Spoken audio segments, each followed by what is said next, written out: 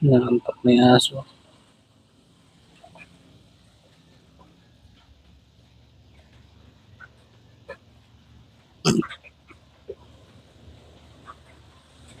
Yan mga idol, maulan na Martes, hindi magagawa.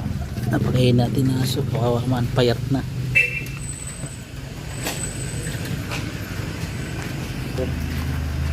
Payat ng aso. Marayat na. Napakain na natin, gutom na gutom ng aso. Kawawa naman. Kasi isa dun. Pakain na natin.